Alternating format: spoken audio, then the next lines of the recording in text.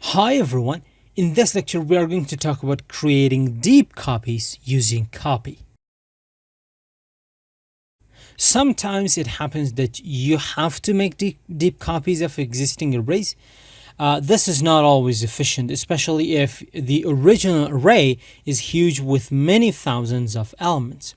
But if this is something that you have to do, then let's learn how to do it. So here we have our we have our fruits array. And let's see how we can create a deep copy. And I'm going to create one deep copy that is going to suffice for this lecture. So I'm going to grab the original array and I'm going to say copy. For deep copies, we are going to use the copy method. Let's take a look at the basket array or the basket object. We can see that all the elements have been copied to here, but the basket deep copy is a completely different object or a completely different array from the fruits array. We can take a look at both of those by just taking a look at their IDs. So if you come here, we can see 672 and 344. Basket is a deep copy, which means it is not going to be the same as the fruits. Also, it is not going to grab its or obtain its base from the fruits as well. It means that the basket is a completely different copy of the fruits array.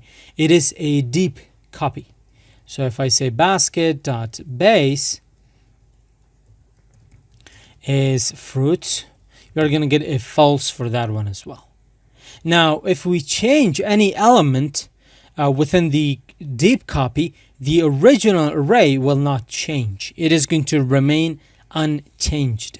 So let's say basket, the first item, let's change it to banana. And now let's take a look at the basket. We can see it says banana, peach, cherry, and strawberry. But what about the fruits array? You can see it is still unchanged. Why? Because this is a deep copy. That's how deep copies work. But as far as the reshaping is concerned, deep copies and shallow copies, they work in the same way. If you change the shape of the deep copy or the shallow copy, the original array is not going to get changed. And if you take a look at the fruits, we can still see that it is a 1D array or vector, but this is a two-dimensional array or an array. You can see there are two brackets here. With this, our lecture comes to an end. See you in the next one.